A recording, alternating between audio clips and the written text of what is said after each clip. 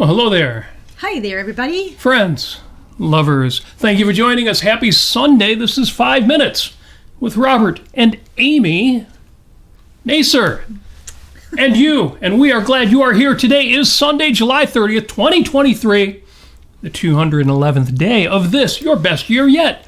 2023, the year you'll look back on and say, oh my God, that was the year that was. After today, you've got 154 days left.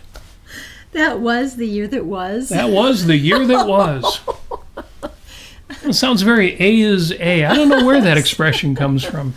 Maybe I made it up. In which case, copyright 2023, Robert Nasir, all rights reserved. Send your royalty checks here to the studio. Christmas is in just 148 days. Halloween in 93. You have been Halloween shopping, Amy. I have, actually. You've got lots of goodies. Should I show off? Do you want to show off? All right. Well, okay. Well, Since it's only 93 days till Halloween, and tomorrow at 2:43 in the afternoon is the full moon. Of course, we'll have to catch it tonight or tomorrow night. It's kind of harder to see it in the afternoon, although it does look cool if you can spot it. What is this? So this is actually this is probably my prized possession so far. It's just a clock. Well, it's got a bat on it. Yeah, we went to Home Goods. Okay, Home Goods. They have a lot of Halloween stuff out early this year, which is fantastic. And so this you might see it looks like just like some sort of ordinary clock or something. Yeah, it's kind of cool. It's got a little bat design on top. Yeah. It's really cute. Yeah. And well, obviously it's not 12:24. Well, depending on where in the world you are. Well, even then. Okay. So let's see if it does anything. Oh! Your time has come.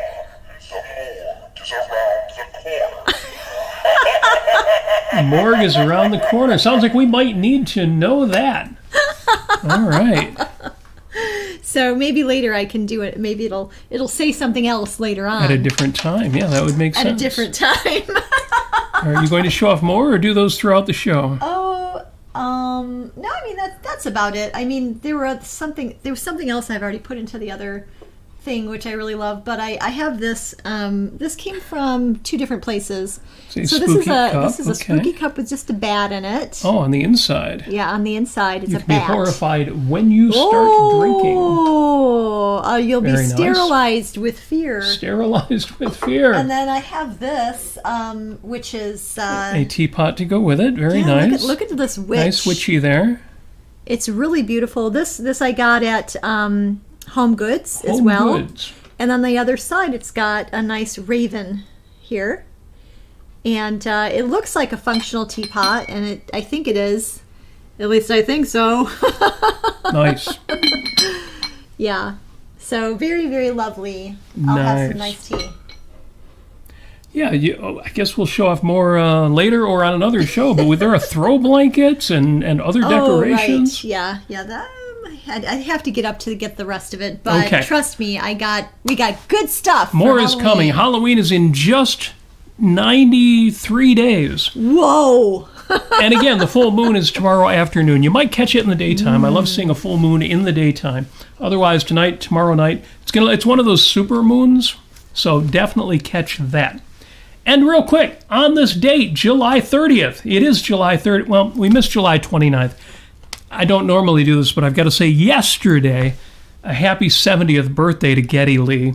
And a huge shout out to all of the Rush fans out there, especially Jennifer Lionberger, with whom I did the interview on Life on Earth, talking about the band Rush. Awesome. Happy birthday, Geddy Lee. Still looking good, still rocking out. Too cool. But on this date, July 30th, in 1966, very important historic happening in 1966, the Troggs take their signature hit Wild Thing to #1. Wild Thing. You make my heart sing. If there is one song that has been played more times by more bands in more garages than any ever written, and I can tell you, having been in a garage band, I can attest to this, it's probably Louie Louie by the Kingsmen, but if any other song warrants a place in the conversation, it would be Wild Thing, the 3-chord masterpiece that became a #1 hit for the Troggs. Question for you. What were the other hits by the Troggs? Some of you will know. In the UK, you might even think of 2 songs. But those of us who have seen the film Love Actually will at least be able to name one of those. Yes, the Troggs. I love that. Super cool. Want to see that in the chat. What other hit by the Troggs? And also on this date, 1976, July 30th, Bruce Jenner wins the Olympic decathlon. Got his picture on the cover of, well, Kellogg's Corn Flakes, of course. Mm-hmm. Very cool. Now, unfortunately, or maybe fortunately, if you read the Wikipedia article, it says Caitlyn Jenner won the Olympics. Yeah, she did. Well, except she wasn't a she at the time. Right. She just had a different kind of physique, that's all. Different perspective on life. People's physiques, they can change and things. But you can find pictures of those 1976 Olympics. And if I had to say anything about Caitlyn Jenner, I would say she looks good for her age. Well, but Bruce Jenner in 1976, how many of us wanted to grow up to be like Bruce Jenner? I mean, I think that Caitlyn Jenner is a fine-looking woman, and my gosh, I mean, how lucky can you be to be 2 attractive people in one lifetime? Oh, yeah, okay. Good for her. Good for her. I guess I'm okay. Now, I really do. I do genuinely respect her and her viewpoints on, on trans. The whole trans issues. She said some really intelligent things, and I really do respect her for it. That's true. She is not a trans activist. No, very reasonable. Yes. And in that regard, I've got to give a huge shout out. We got folks in the chat, especially from the objectivist community. And there has been a conversation on some of the objectivist forums lately about this issue. And it's interesting. There's a well-known objectivist who is saying, you know what? Sex is biology, gender is social. Which, you're hearing from a certain side of that debate quite a lot these days. I was surprised to hear somebody say it. I don't think it's that simple, but at the same time, I respect the viewpoint because there is something to it. And I left a lot of comments. You should read them on the Facebooks. But my bottom line is, you shouldn't even ask me, are trans men men, are trans women women? I think that's an oversimplification that serves no one. No. But if you present to me as a woman, I'll treat you as a woman. Right. If you want to be regarded as a man, I'm going to treat you like a man. To go to the root of the whole issue is how do you act like a decent human being? Yeah. That's it. I mean, and that goes both ways for trans folks and for non-trans folks, or however, for anybody. So if you're going to deal with people on an individual level, you're going to need to get to know them. You're going to get to understand who they are. And I don't even think you have to go that far. I think it's just to decent behavior. Extent, yes. That's why I'm, when you mention, Caitlyn, formerly Bruce Jenner, isn't asking for anything from any of us. Mm-hmm. And I'm like, cool. Yeah, in that case, I got no problem. Yeah, no problem with her calling her if that's what she wants to be called. And it's the same with somebody like Susie Eddie Izzard, a.k.a. Eddie Izzard. She doesn't mind if you call her Susie Izzard or Eddie Izzard, whatever. She's a really excellent comedian and a reasonable human being. And a very reasonable human being. I'd love to have dinner with her. My gosh, she's super brilliant. From the UK, look her up. Or him up. She doesn't care. Yeah, you... And this came up on my Thursday show, which I'm going to get to. One of my ways in which you can evict your enemies.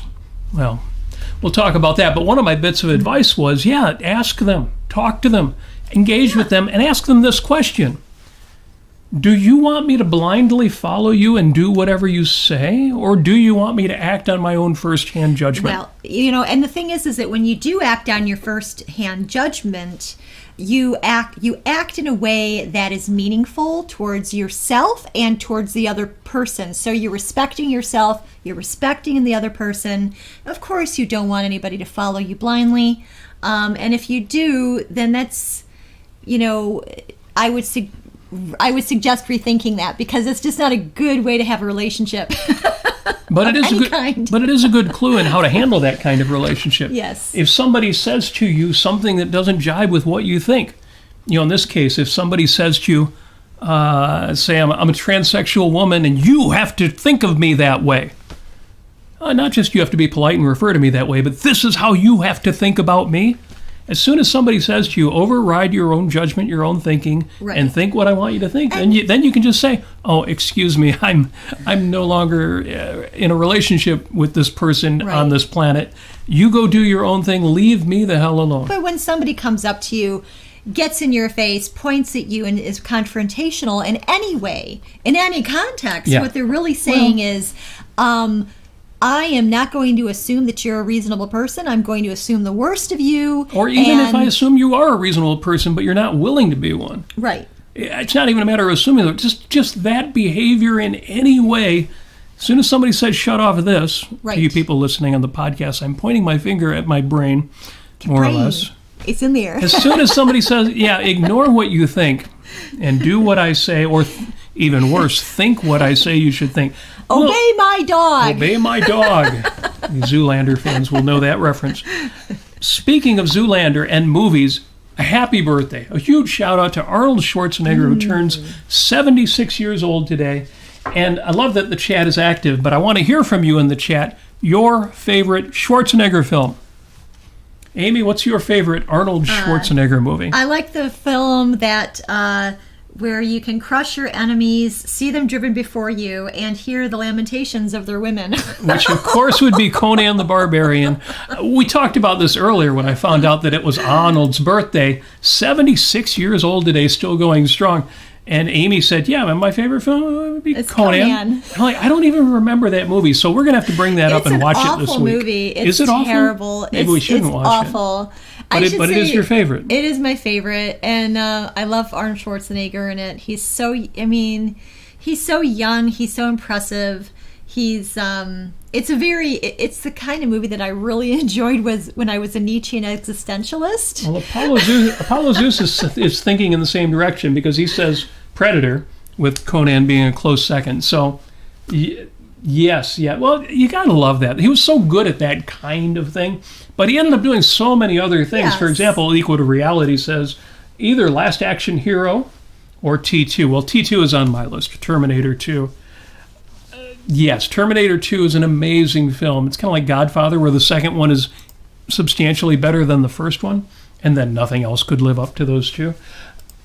I mean, I actually like the Sarah Connor Chronicles. I was so sad when that TV series was discontinued. But Arnold in T2, Terminator 2, yeah, see, for me it's hard because I like the different shades of Arnold. So for the silly stuff, probably maybe not Last Action Hero, but Kindergarten Cop. It's not the tumor. It was great fun. I shouldn't say it was a great movie. We should watch that sometime. But it was great I fun. haven't seen that in a long time. I don't even know if I actually saw it fully. Yeah. But I do know that I watched, and Robert did not, but I watched the recent documentary called Arnold, and it's basically in 3 parts. I highly recommend the very first 2 parts. The third part, meh. But I should, not to give you any spoilers, but it's just the tone does change when he gets older and he becomes a politician. Yeah, and well, he makes all one would sorts of expect. interesting mistakes or Yeah. bad, terrible judgments. Well, But I'll tell you what. I mean, I'm going to give you a little spoiler. Spoiler alert. Put your fingers in your ears if you don't want to hear this. The thing I was most impressed about in the documentary is that even though he's made some major, terrible judgments with regard to his relationships, he is friendly and has a very good relationship with all those people who have been in his life, who are, maybe divorced from him now, but he actually has a good relationship. And that says something right there. That, See, I agree. And I know there's says people out there something. saying, "Oh, well, Maria Shriver, she was a Democrat, and she made him more of a leftist." And, well, the hell with all that. That matters, but I actually care much more about how he lived his own personal life. Yes. So we also have Last Action Hero. And then Predator, True Lies. Yeah, Equal to Reality mentioned Twins, so that goes on the silly side. But yeah, if you want that union of, I told you, Kindergarten Cop, T2. Where is in the middle of the silly and the action? That's absolutely True Lies, which Matthew Humphreys was the barrister Matthew Humphreys, who now does.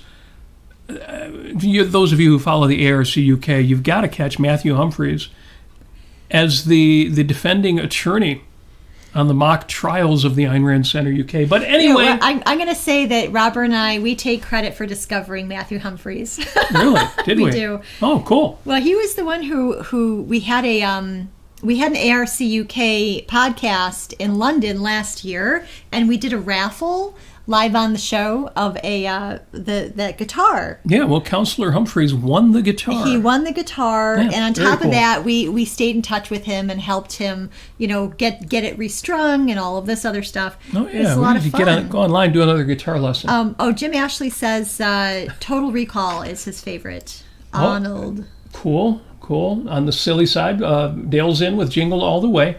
I mean, when Arnold is doing silly, he's so good at it and very good-natured and charming. And yet, he's this massive, muscular... It works. It works really, really well with his personality. Super, super cool. Yeah. But, yeah, they're saying T2 was the best. Again, for me, yeah, if I had to pick, it might be Terminator 2.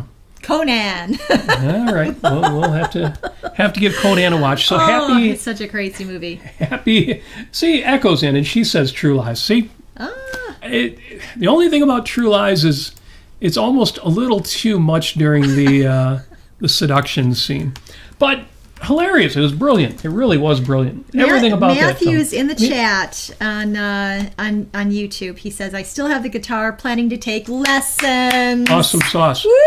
There's only 3 chords in the Troggs song "Wild Thing." Oh, did anybody guess the other 2 hits by the Troggs? I didn't see that.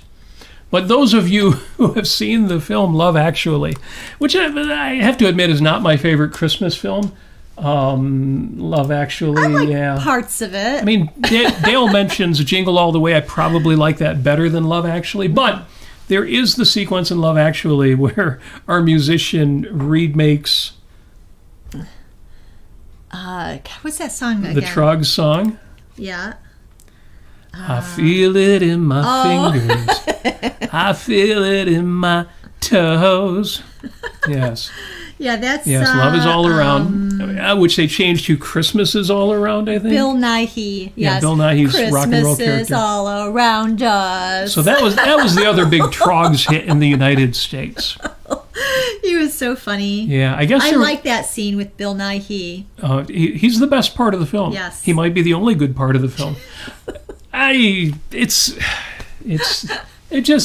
Anyway, we'll talk more about that when Christmas rolls around. Jingle All the Way is probably better.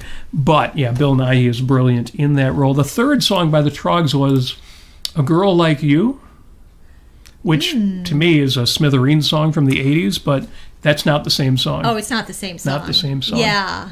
I like the Smithereens, by the way. I love the I Smithereens. know you do. We saw them live, and Yes. I was like, I don't like the Smithereens. And you're like, no, I like the Smithereens. Yeah, okay, let's go. Listen. You like them. You'll like them. And they put on a good show. They were very... I love the Smithereens. Oh, And incidentally, before I wrap up with Arnold Schwarzenegger, happy 76th birthday. Terminator 2 Judgment Day, 1991, was the highest grossing film of the year. Yes. Too cool. Well-earned success. Speaking of well-earned successes, one more birthday, because we went to the Henry Ford's Greenfield Village today. Yes, we did. And it is the Henry Ford, no, not the organization, the guy. It is Henry Ford's 160th birthday. Yay. Happy birthday, Henry Ford. Well, birth date, because he's no longer with us at 160 years old. But yes, absolutely. Happy birthday, Henry Ford, born in 1863. And His ghost travels around the village, and he goes up to workers and he says, "Hurry up! Hurry up!" and this weekend, the Greenfield Village History organization, joke. the Historical Museum. Wake up, dead people. If we don't get going here, I'm going to have to say that to our audience. Wake up, dead people. They're serving tea. What do you mean they're serving tea? They're serving like a high tea, a tea afternoon at Cotswold Cottage in Greenfield Village, and we went. They haven't been doing this since COVID broke out. They just started this weekend, so huge shout out to everybody who works at the Greenfield Village, people who work with Amy at the Henry Ford organization. It was a triumph today. It was a triumph. This and weekend they was a serve triumph. tea sandwiches, and that includes little pastries and fresh baked scones with clotted cream and jam, and of course fancy teas. We had hibiscus iced tea, raspberry jam, and clotted cream on a fresh scone. Oh my God! Yes, so happy 160th birthday. Henry Ford actually lived to be 83, which, having been born in the 1800s, that's a good life. Yeah, that's a good life. If he right doubled there. his life extension, he'd still be alive. Let's see. In my notes here, it says this is the date on which President Eisenhower signed the "In God We Trust" motto into law. I think I'm going to skip that, but the link is in the show notes if you're curious for more information about that. There was already "In God We Trust" on some of the coins, but before that it was not the official motto, and it was not on the printed paper, on the currency. Unfortunately, Eisenhower did that, so... Yeah, but anyway, to get back to Henry Ford, so... Yes. So if you go to Greenfield Village on the Henry Ford campus in Dearborn, Michigan, which y'all need to do... so every July 30th is his birthday, and you can go to his actual birthplace home, the home that he was born in, number one, where he grew up in, and then he restored and brought to the village later on. The actual house is in the village. So they actually have a lovely working wood-burning step stove in the kitchen. And they created a birthday cake for Henry today. It was basically it's a pound cake with raisins and some spices and things like that in it. That's the historical kind of cake back then, and 1876 kind of thing. So anyway, it was really, really sweet, and it was like a kind of like a flower shape of a pan that they used, and it was lovely. So, I mean, just imagine, being at a place that celebrates Henry Ford, his achievements, his ideas, his friends' ideas, Thomas Edison, all this, and they're celebrating Henry Ford and baking him a cake. It's so fun. We got a few. I've got to shout out a couple of the comments in the chat. Petia says, today's photos you posted are incredible. Folks, I did post photos of our visit to Greenfield Village. If you're wondering what we're talking about and you want to see it, Facebook.com/Robert Nasir. Thank you, Petia, for calling that out. Apollo Zeus reminds us, rest in peace, Sinead O'Connor. I didn't love her politics. I only liked some of her music, but bravery. Oh, my gosh. Bravery and independence. Very sad to lose her in her 50s. I didn't realize until after the news and understanding and researching her how much shit sorry kids, how much she put up with after she tore up the thing of the Pope. I was there. I was during that time. I saw it. I saw it in the news. I saw her do it, and I'm like, it's just the Pope. Well, the kind of grief she got. Talk about cancel culture. She actually went backstage after she did it, and nobody was around. Like it was deserted. Nobody wanted to talk to her, and everyone was afraid to say anything to her. And how truly awful is that? People, I don't know if they knew it in 91, I think, or somewhere around there, that, obviously the Catholic Church is corrupt and they sexually abuse children. They have a history of that, obviously. Well, apparently, I don't know if people actually honestly didn't know or sincerely were in the dark, but I can't believe how she was treated. That was just terrible. Yeah, again, whatever you thought of her and her politics, she was enormously brave, extremely independent, and it's very sad to lose her at 56, I believe it was. Yep. Very sad. So thank you for reminding us of that. But I got one more thing about Sinead O'Connor is that I really liked her when she came out, and I love the fact that she was bald and had such a beautiful face. At first I was a little bit disconcerted, but I'm like, I know what she's about. I understand what she's doing. Being a punk rocker myself, just, right before that time. So I just think that we should all keep Sinead O'Connor alive by doing brave things. How about that? It's a great idea. Keep speaking out. That's how you honor that. And let's keep doing brave things that challenge other people and right the wrongs, bring justice to the world. Yeah, there you are, Sinead O'Connor. Yes. Yes. Sorry. Sometimes the chat gets me going here. Incidentally, Chandler points out Colin Firth and The Maid is a pretty good storyline in Love Actually. You're right. That is the other bright side of that film.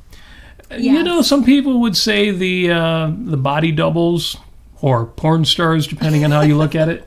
That was kind of a cute scene mixed in with totally awkward. So yeah, it was a little too awkward for us. It was sort of like I get the shtick. Yeah, it didn't go anywhere. Yeah, it didn't quite carry the weight. Yeah, it was funny for a moment, but anyway, yes. I appreciate that some people think Love Actually is a great Christmas movie, and Chandler is right to point out that the Colin Firth storyline is heartening. Very nice. Very nice. Okay. Real quick, who mentioned in the chat, Equal to Reality mentioned in the chat, it is National Cheesecake Day. We didn't do cheesecake today, but we had clotted cream, and that's close enough. Any of you who haven't decided what to have for dinner or dessert yet, bear that in mind. It is, in fact, National Cheesecake Day, July 30th, 2023. And it's Paperback Book Day. That's the last thing I've got for this date. It is Paperback Book Day, and I have posted a link to one of my 2 favorite books available in paperback, which is the Brian Hooker translation of Rostand's Cyrano de Bergerac. Make sure you get the Hooker translation, and if you happen to order a copy, which I did recently, that does not tell the story of Clayton Hamilton having Brian Hooker do the English translation of the French play, I've put a link in the show notes to the archive.org copy of the book where you can read that story. I still think you should go out and spend some money and get a paper copy you can hold in your hands for reading the entire story, the whole play. But definitely, oh my gosh, read that introduction. It's like reading a scene out of Cyrano. The true story of how that translation, I always tell people, don't read any other assuming you're going to read it in English, don't read any other translation, or at least don't read any other translation first before you've read the Brian Hooker translation. Well, the story of that translation is available in most modern copies of the book, but if it's not there, read it on archive.org. That's all I've got for that.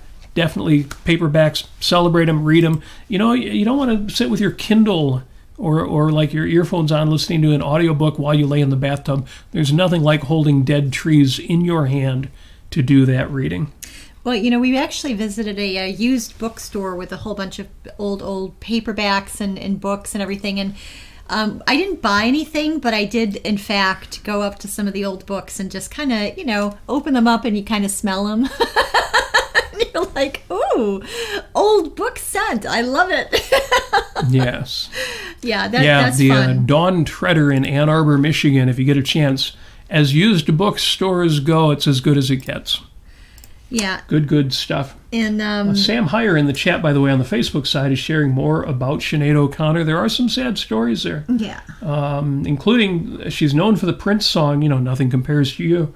The family would not allow her biography to use the song in telling of her life. So, yeah, she ran into a lot of roadblocks, and she was not afraid to do that. Yep. Yes. Yeah, despite her difficulties, she kept going. So, July 30th is a great day to celebrate a lot of things. But it's also been a week where I've done a bunch of shows, and I'm going to share those with you real quick, because it kind of leads into the other thing I want to talk about. Yeah, but before you do, I'm sorry, Petya mentioned that it's Friendship Day. Friendship Day. Yes. So, July 30th is Friendship Day. So and that will connect to everything we want to talk about today, friends. Good. Thank you, dear friends. Friends. Dear lovers. Friends. Yes. Well, I always say friends and lovers, and not all of my friends have been my lovers. You may think, oh, yeah, Robert, he's probably been around, total friends with benefits kind of guy, but I always say if you're going to have a lover, that person should be your friend. Robert Heinlein Well, once said that. Yes. You know, sex should be friendly. Otherwise, stick with mechanical toys. They're more sanitary. I didn't say it. I just repeated it. I shouldn't be drinking tea while you say this. Okay. Yes. So, thank you for that. 3 shows this week. One of them was the collective episode. There were 4 of us on the show discussing several different topics. The main topic was X. X, what, like X-Men? The band X. The band X. Is one of my very favorite original old school punk rock bands out of LA. Right. But it wasn't X. that. X-Men? No, not X-Men. Not X-rated movies. Is X the new Coke? Yes, it's X, the thing that Musk dude changed the name of Twitter to. He bought a social media company for $44 billion. Yeah. $1 million. No, $44 billion.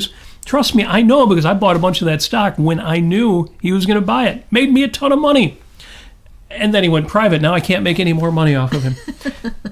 And then he drives it like into the ground. I mean, Twitter is actually getting more hits now than it did before he took over, but the company valuation, it's private, so it's just an estimate, is half of what it was worth. And now he's going to take it and kill the only thing left that's of value, its branding. I don't know. But yeah, he's changing Twitter to X. In fact, he's already started the process. He's making it straight edge. Straight edge? There you go, straight edge. Straight 90 edge. degrees. Something. Anyway, did that show.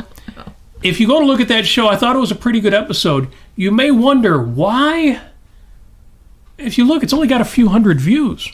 It's got like half as many views as the other collective shows of the week, and you might wonder why. And I found out behind the scenes. You wouldn't know this, but I will tell you. It got demonetized. Now, YouTube doesn't usually do this to these shows, but they did it to this one. So I don't know if they regarded New Coke as a copyright infringement, or if we said something maybe that was considered bad, or maybe it was the show title, which the producer pointed out. He chose it intentionally, but it does have what might appear to an AI system, a grammatical error. Show title is X the new Coke? It's not a stutter there. You might remember New Coke. Yes. I like old Coke because it's old, and so am I. Now, it's funny, too, because there was a question. Here's a question for you in the chat. Who said that line, and from what movie? Yeah. I like old Coke because it's old, and so am I. Yes. You'll have to It's a trick question. I probably would have gotten it wrong. And I happened to look it up. Like, I was looking something else up, and it came up. I'm like, oh, that's who said that. So, tell us in the chat if you know where that line comes from. But anyway, show didn't get as many views because it got demonetized, and therefore YouTube wasn't pushing it as much as the other shows of the week. So ignore it. Why am I even telling you that story? Also did an episode on Thursday called Evict Your Enemies. You've heard that expression. Somebody's living rent-free in your head, or just wasting too much of your time, occupying your attention. I gave 10 steps. Really 10 plus 1, 11 steps on how to evict your enemies. Some advice I've given on this show and some advice that is new. That was good, but finally, did an episode called Benevolence versus Altruism on Keeping It Real with James Valiant and Robert Nasir. Yeah. And we talked about benevolence and altruism, and we connected it to what we talked about the previous week, in which case we talked about narcissism versus benevolence. And it got me thinking. It got me thinking about love. It got me thinking about, well, the narcissist, as I discussed with James Valiant, narcissists don't actually love anyone. In fact, think about those of you, for example, who are familiar with the book The Fountainhead by Ayn Rand. Who does Peter Keating love? You know, going back to Robert Heinlein. Robert Heinlein once said, love is that condition in which the happiness of a person is essential to your own. Mm-hmm. Who does Peter Keating love in The Fountainhead? Katie. Well, maybe at the beginning, at first. Kinda. Who does he actually care about? Who matters to Keating? Not in the sense of social metaphysics Yeah. and worrying about what they think. Who does he love? Yeah, not who does he think that he expects that he should love? No. There are only two people in the book that Keating at one point does love. The first one is Katie, at least in the beginning of the book. And the second one is the person he actually says he loves, which is Howard Rourke. He also hates him. Yes. Who does Howard Rourke love? Who would Howard Rourke go to bat for? Oh, who matters so to many Howard people, Rourke? so many. At the beginning of the story, you have the impression, well, nobody really matters to Rourke. Nobody really cuts through. He could walk naked down the street. He wouldn't care. But actually, you're right. Who does Rourke care about? God. He would kill for Stephen Mallory. Yes. He would have done anything for Mike Donegan. Austin Heller. And when it comes to Gail Wynand, he actually makes exceptions. Yeah. He says love is the exception making and does things he would not have done for anybody else. Maybe not even Dominique. Mm-hmm. That's true. Oh, boy. Yeah. The narcissist or the Peter Keating doesn't love anyone, least of all himself. Self-love has to be self-nurturing. I make the comparison to tough love. Those of you who have had kids, or maybe aging parents, or just anybody that you cared about but who was not really holding on. And you had to provide that tough love. You cared enough about them to make sure they do the right things, even if they didn't want to for themselves. You cared. Yep. Tough love, it sounds like an oxymoron, toughness and love. Kind of like unconditional love. It sounds like an oxymoron, a contradiction, but it's really not. And tough love is the same way. If you love somebody, you also take care of them. You nurture them. You stop them from doing the wrong things. You try to convince them to do the right things. Well, you can do all of that for yourself. Oh, for yourself, huh? Yes. Yeah, it sounds kind of nasty when you put it that way. Hey, see how I can love myself. Even if you don't feel like it, you should actually do things that are beneficial to your life and yourself. And it's funny. I often think in my own mind of how is my relation with myself? How is my relationship with Amy going? And I think it's a good phrase because definitely you should be your own best friend. Oftentimes, the biggest obstacles are our own selves in life, is our own lack of understanding of what we want in life, of who we are, and how to bring out the best in ourselves, and not really thinking about that, just kind of coasting, maybe taking ourselves for granted. So when you say self-love, or if somebody in objectivism says selfishness, which is a good, happy term, Applied rationally, yes. Applied rationally. We could have a good conversation about that one, too. Yeah. But look at my Facebook wall, and you'll see a conversation in progress. Yeah, so whenever I think of that, that's what I think about. Is it's not just a matter of like a lady. She's like, I'm gonna go get a mani-pedi today because I'm into self-love. No, I mean, that's part of it. Can be part of it, but how about taking the contents of your mind very seriously? How about perhaps even journaling what you want and trying to figure out? How about helping yourself by reaching out to a friend who will help you figure out, and talk through something that's complex in your life so that you can find a positive outcome? How about all of that? Things that actually take a lot of effort, and it take a lot of thinking, and take a lot of courage, and take a lot of self-honesty and self-respect. That's hard to do, but it can be done, and it can be made a habit. Yes. In the chat here, by the way, Sam, higher love. says, Dominique concerns me. I am listening to the book. Listening is different than when I read it over 30 years ago. You know, Dominique Francon is one of the most complex characters in the Ayn Rand lexicon. Not literally the lexicon, the book of definitions, but in her writing. And I definitely recommend you look for Andrew Bernstein, Dr. Andrew Bernstein's discussions. You can find them on YouTube. Just look for Andrew Bernstein, Dominique Francon, and you will find videos that will help shed light. Bernstein's in love with this character, of course, and several people are. You know, they say, what's the word I'm looking for? What's the opposite of difficult? Easy? What are the kind of women who rarely change history? Apathetic? No, there's a better word for it. But anyway, we've all seen the meme that said that, you know, nice, gentle women rarely change history. Oh, I see. Dominique Francon is confronting what she believes is the kind of world that a lot of the young objectivists I know think we're in. A world of malevolence where goodness can't succeed. In fact, where goodness is punished and the worst people in the world are basically running everything. Right. And her approach to life is a reflection of that belief about the world. Now, there are a lot of ways that you can address the fact that you think everybody's corrupt, and not just that good doesn't have a chance, but that good will be punished by the people who are running the world. Right. There are a lot of approaches you could take to that. Dominique's is one of them.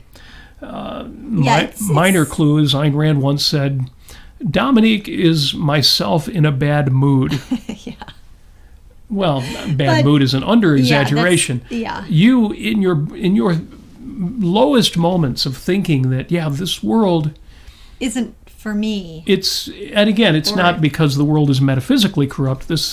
But it's like a malevolent universe premise in the sense that, the good can't win. Yeah, it's I think that one of the statements that sums it up for me in my own mind and my own thinking is you can't fight City Hall. Yeah. You can't fight City. You as an individual person cannot go to a group of people in some, whatever it's a committee or City Hall or government or not government, whatever, that you yourself are incapable of actually of coming up with the rational words that might be persuasive. And on top of that, anybody that you reach out to is not going to be rational, is going to be completely unreasonable and has bad intentions towards you. And so why even bother? And it's Dominique feels that to nearly her core.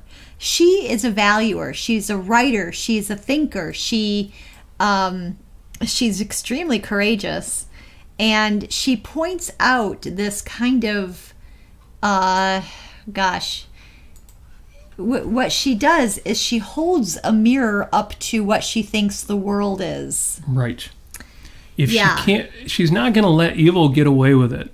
Yes. And she doesn't think she can do anything about it in the world, but she can, hold a mirror up to it. So the most she can do, but the least she can do, is to force them to confront what they are. Yeah, and for her, as a woman of integrity and courage, that's what she does. And she is a valuer in that way. But she sees somebody who, like Howard Rourke, who is a creator, who is an inventor, as somebody who is vulnerable to attacks. He actually loves something. He actually values something very deeply, and she feels that the world is comprised of individuals who have the power, the malevolent power of taking that away from him. So, she was very punk rock. Yeah, she almost was. I love her. And so when it gets into the book, if you haven't gotten this far, close your ears. But spoiler alert. So what Andrew Bernstein says, which I always love, is that the way that Dominique acts towards Howard Rourke is that of a mercy killing. Mercy killing, yes. So she's trying to keep him from finding values in life because She feels that he's ultimately going to be completely disappointed and out of values, and all of his values are going to be taken away from him. And she wants to spare him that kind of suffering. If Howard Rourke is going to be destroyed, it's going to be by somebody who loves him. It sounds like a contradiction, but if that's your view of the world, that good doesn't stand a chance, right? Yes. Then she's not going to let the Ellsworth Tuohys, much less the Gordon Prescotts, destroy Howard Rourke. She's not going to let that happen. She's going to do it herself. And philosophically, the way that I see it, on a philosophical level, you might not be there yet, but it's basically, you've got things as they are, the metaphysics of the universe, not metaphysics as in astrology. I'm talking about the idea that things are what they are, existence actually exists, the world around you, the thing that's outside of your consciousness, the thing that's always going to be there, like matter, for instance, all of these things that are facts, that are what we call an objectivism, metaphysically given. People switch that around with the idea that people, through the power of their consciousness, somehow can change reality, which is false in our view. So, well, in that regard, I've got to do this. I'm going to see if this will go up on the screen here. Oh, look at that. There we go. Oh, my gosh. Look at that. It's still left over from last week. Well, speaking of philosophy. To donate, tinyurl.com/Garmong. Okay, that's left over from last week when we had Dr. Robert Garmong on. We did a fundraiser. The man is fighting cancer. I'm not going to ask you people to put in more money unless you really want to, but we did do the episode last week. And what were you just saying that I was going to mention that too? Philosophy, metaphysics, epistemology, switching things around.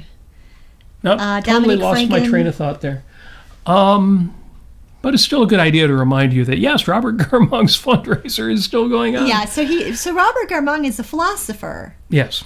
And, when we're talking about, different epistemological viewpoints, things like that, he can talk about that. He can talk about that in historical contexts. He can talk about that with regard to different philosophers. Of course, he can talk about that with what Ayn Rand devised and how she entangled all of this nonsense. So you can put that back up. It's off right now. So if you go to tinyurl.com/Garmong, put that back up. Here. You can contribute to a very worthy gentleman doing extremely worthy, creative, and productive work. And he has great plans for the future. He's doing well so far. He's on his 7th chemotherapy treatment as of today, actually. And hopefully soon he'll know a little bit more about what's going to be happening in the future and what his treatment plans are going to be. We are hoping for the best. Of course, any amount is very much appreciated on GoFundMe here. So that'll take you to the GoFundMe page for Robert Garmong. Yes. Yeah, real quick, Petya says in the chat, I'm not a fan of Elon Musk, of EM, and she gives a lot of good reasons. And I should say that something, because I mentioned it previously.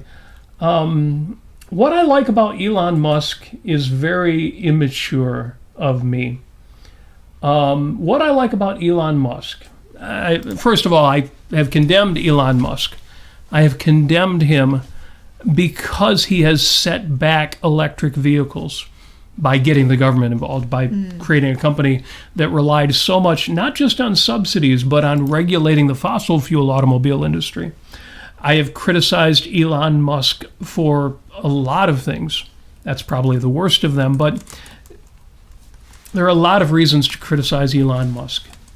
He also has redeeming features. He has done things that nobody else has done, and many of them are really, just substantial and awesome. But the reason I like Elon Musk is really childish, and that is, you might remember when you were young. I remember when I was young, and I would encounter wealthy people. And the ones that I liked, the stories that I liked, were people who took their wealth and did the kinds of things that I would want to do if I was wealthy. Interesting things, exciting things, explorations, and fun things. And Elon Musk does that. He actually uses his enormous wealth to do things you look at and think, man, if I was rich, that would be a fun thing to do. And, some of it's just downright goofy, like sending his Tesla Roadster, the first one that he owned, out into space. Why would you do that? There is no good reason to do that other than, well, if I had that kind of money, that would be kind of cool. I like that about Elon Musk. Now, you can say, but he could have used that capital to advance one of his companies or to help the poor or whatever else you think he should do with it.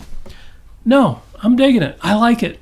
So yes, there are a lot of reasonable criticisms of Elon Musk. I probably share most of them, although you've got to read Petya's comments because she gets into some that go beyond what I know about the situation. Yeah, he all that said, yeah. I get a kick out of him, and that's all I want out of Elon Musk is to amuse me and for me to make money off of his mistakes. That's good too.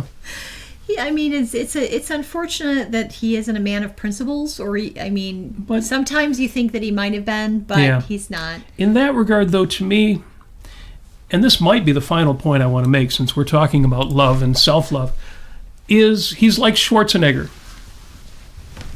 In what way is Elon Musk like Schwarzenegger?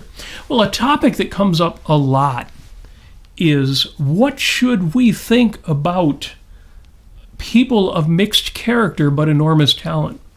Mm-hmm. Should we be watching the films that were produced by, Bill Cosby is an easy and obvious one. Should we be enjoying the work of a Roman Polanski? Is there a line that we should draw in regard to somebody like Tom Cruise in Scientology? And somebody like Elon Musk, should we enjoy his successes even though we know he's of mixed character? Should we admire Arnold Schwarzenegger for his enormous achievements and living exactly the kind of life he wanted to live when we also disagree substantially with some of the things he's done and especially with his political career? And the point I want to make is, yes, but you should never choose the simple answer of, okay, I've decided this guy's done enough evil things. He now goes in the evil bucket, and there's no point in considering anything good he ever did. Or here's a person who's done a lot of good things and he hasn't done enough evil things, therefore I'm going to put him in that gleaming white bucket over there like somebody who's never done anything wrong. No. I say no to both. I think we can actually see the whole person. Yeah. And love what we love and not let what we don't love ruin our opinion, unless there is so much there that we no longer love them. And we can still say, okay, they did good things. Roman Polanski was brilliant. And yet, I don't want to see his stuff because I can't see what he achieved without thinking also of what he did. You can and you should do both. I think the only mistake is to either whitewash somebody and say his sins are irrelevant. You could say they're so small you don't care. But to say they don't exist, to just convince yourself, okay, he's all good, there was never any evil there. Or the flip side of that. I know people who really admire not just Tom Cruise's movies, but what he's done with his personal life. And the fact that Scientology was a part of that is a small part of it. And they admire the guy, they want to be like the guy, they use him to get spiritual fuel and energy for their own achievements. Now, people who've looked more into Scientology, some of us can't set that stuff aside. Mm-hmm. I don't want to see Tom Cruise movies because I can't not think of all of that. But I totally get it for people who can, and that's cool. As long as nobody is saying, I evade the good or I evade the evil in order to enjoy the thing. I think we can do both. Well, I think this is what I think. It's very, very important to, if you like something or someone or a movie or a person or a friendship or whatever it might be, understand why you like that person. Understand in your mind in explicit terms, preferably in terms of virtues, not just, oh, this person's got a fancy car. No Ben Shapiro stuff, okay? Going to bars, picking up women in fancy cars. So none of that.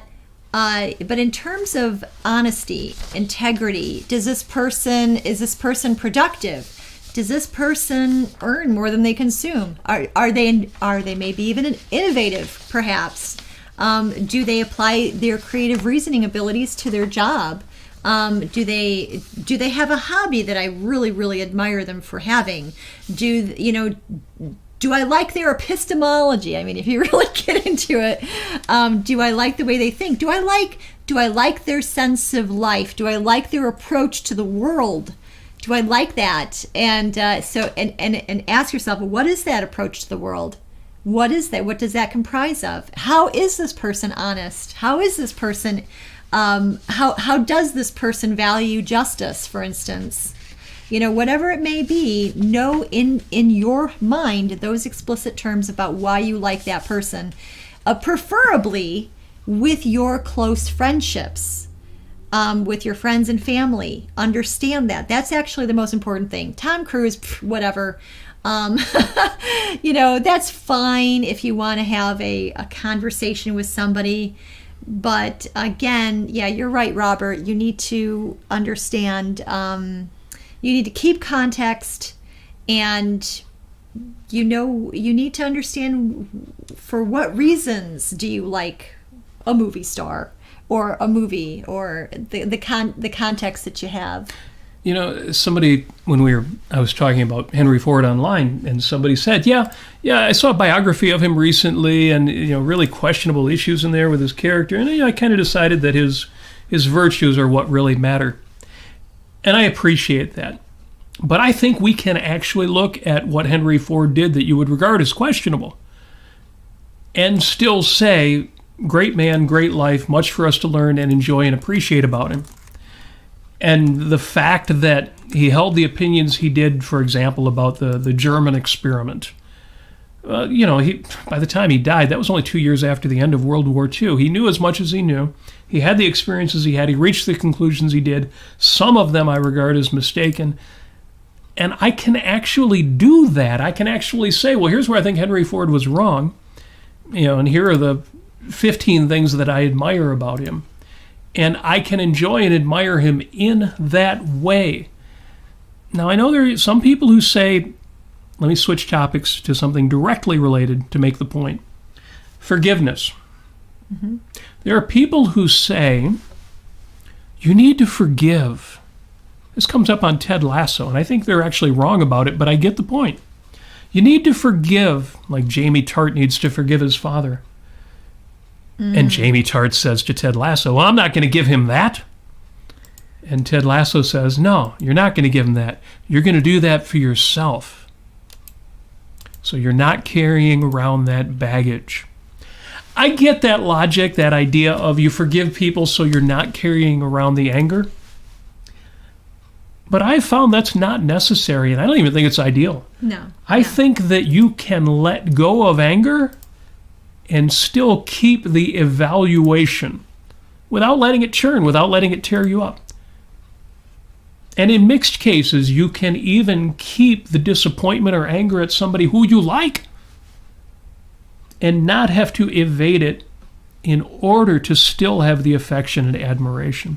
Mm-hmm. I think you can do both. So here's the last thing I'm going to say is I give you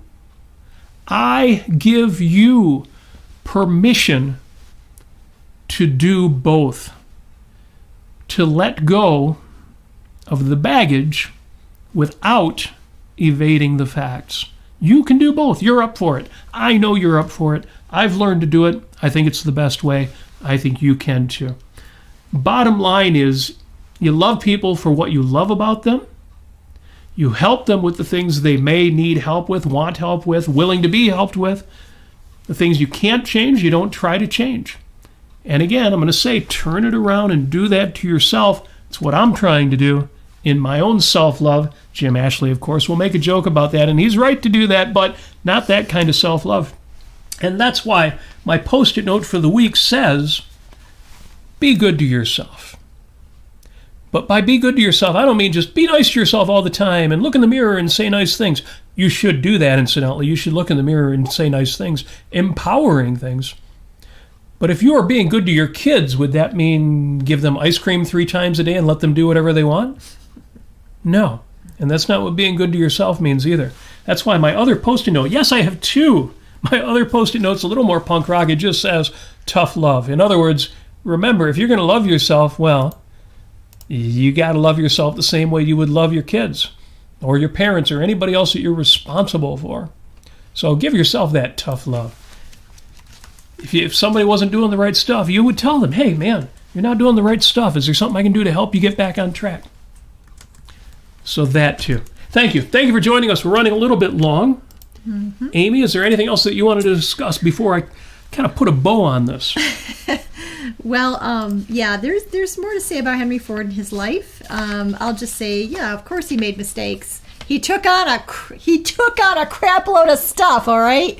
And yeah, there were a lot of people who thought like he did wrongly about a lot of things during his time period. But there's a lot of context. But ultimately, happy birthday, Henry Ford, because you created the Henry Ford Museum and Greenfield Village first as a school, so as to teach kids, not just the disciplines of rigorous thought and mathematics and grammar and all of that, but actual living, actually applying that knowledge to reality, to their lives, to their values. That's what he did, and he should, I applaud him for it. And golly, thanks for creating the Greenfield Village because it's so beautiful. And thanks for giving your wife, Clara, a beautiful home from the Cotswolds and moving it all the way into Dearborn, Michigan so that we could enjoy it while they were serving tea there today. So that's it. Yeah, we could do a whole show on the complexities of the Henry Ford situation, but his virtues so outrageously overwhelm any missteps that he made that we'd end up spending the whole hour just talking about the cool things he did.